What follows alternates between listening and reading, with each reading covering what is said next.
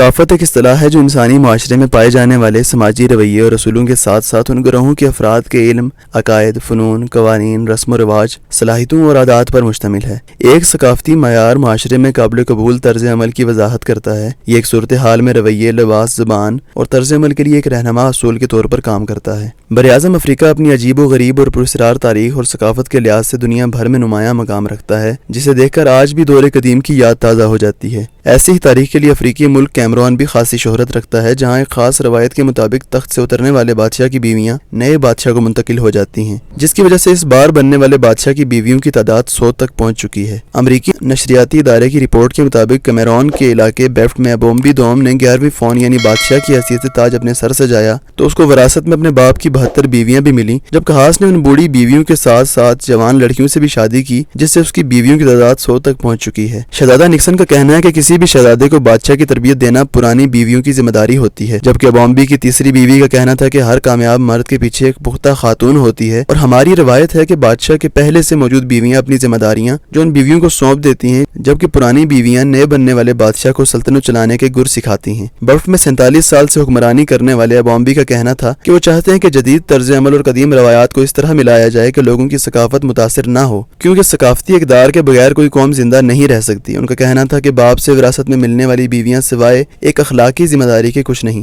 Report کے مطابق بومبی کے بعد نئے بننے والے بادشاہ فون زوفوا 3 کو وراثت میں 72 بیویاں اور 500 بچے ملیں گے۔ اب آپ کو بتاتے ہیں کہ ویسا ملک جہاں شادی کے لیے لڑکی کا موٹا ہونا شرط ہے۔ اردو ویوز کی رپورٹ کے مطابق دنیا بھر میں عموماً خواتین ایسے جسم کو خوبصورت مانتی ہیں جو موٹاپے سے پاک ہو۔ وہ اپنے آپ کو سمارٹ یا اوور سمارٹ رکھنے کے لیے ڈائٹنگ بھی کرتی ہیں، تاہم مغربی افریقہ کے ملک موریتانیہ میں معاملہ بالکل ہی الٹ ہے۔ یہاں کے مرد خواتین کو موٹا تازہ دیکھنا چاہتے ہیں، وہ صرف اسے خوبصورت لڑکی مانتے ہیں جو موٹی ہو۔ جو لڑکی موٹی نہیں ہوتی اس کی شادی مشکل سے ہوتی ہے، کوئی مرد اسے دیکھنا تک گوارا نہیں کرتا، چاہے وہ مرد کو نہایت دبلا پتلا ہی کیوں نہ ہو۔ موریتانیہ مجموعی طور پر بدترین خشک سالی اور خوراک کی کمی کا شکار ہے، اسے دنیا کے انتہائی غریب ممالک میں شمار کیا جاتا ہے۔ تاہم یہاں کے مرد قحط سالی اور خوراک کی کمیابی ساری مصیبت خود بغوشی بھگت لیتے ہیں۔ البتہ خواتین اور لڑکیوں کے لیے دنیا جہاں کی خوراک کا اہتمام کرتے ہیں۔ ایک جائزہ رپورٹ کے مطابق یہاں کی 20% خواتین خوب موٹاپے کے شکار ہیں، جبکہ مجموعی طور پر آدھی سے زیادہ خواتین ضرورت سے زیادہ وزن کی حامل ہیں۔ ان کے برعکس صرف 4% مرد موٹاپے کا شکار ہیں، جبکہ 20% کا وزن زائد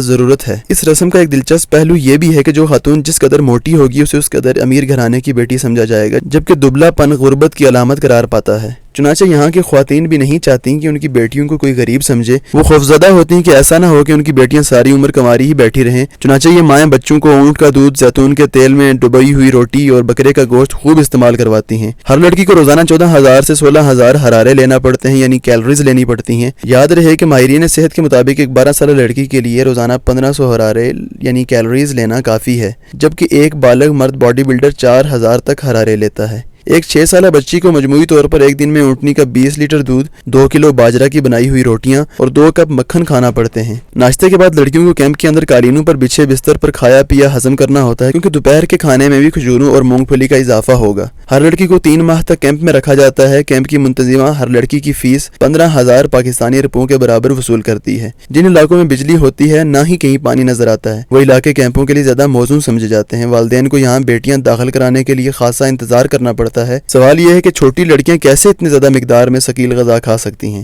کیمپ کی منتظمہ آمنہ بنت الحسان کہتی ہیں کہ میں ان لڑکیوں کی بانس کی چھڑی کے ساتھ پٹائی کرتی ہوں، ان کے پاؤں کی انگلیوں کو ڈنڈوں کے درمیان دباتی ہوں، میں انہیں باقی لڑکیوں سے الگ کر لیتی ہوں، پھر انہیں سمجھاتی ہوں کہ دبلی پتلی عورتیں کم تر درجے کی ہوتی ہیں۔ تاہم وہ انکار کرتی ہیں کہ وہ لڑکیوں پر ظلم کر رہی ہیں۔ وہ کہتی ہیں کہ نہیں، یہ خود ان کی بھلائی کے لیے ہے۔ اگر یہ غریب بچیاں ہڈیوں کا ڈھانچہ رہیں گی تو انہیں شوہر کیسے ملے گا؟ اس رسم کا ایک دوسرا ظالمانہ پہلو وقت سے پہلے شادی کا ہے۔ محض 12 سے 14 برس کی عمر میں یہ موٹی لڑکیاں ایسی لگتی ہیں جیسے اب ان کی شادی نہ ہوئی تو ان کی عمر ڈھل جائے گی۔ حقیقت یہ ہے کہ پھولتے ہوئے جسم میں موجودہ دماغ سکڑتا رہتا ہے، کیونکہ ایسی بچیوں کے 2 ہی کام ہوتے ہیں، کھانا پینا یا پھر سونا۔ اس طرح نشوونما پانے والی لڑکیاں جسمانی طور پر بالغ معلوم ہوتی ہیں لیکن ذہنی طور پر نابالغ ہوتی ہیں۔ آپ خود ہی اندازہ کر لیں کہ کیا ایسی لڑکیاں اچھی بیویاں بن سکتی ہیں؟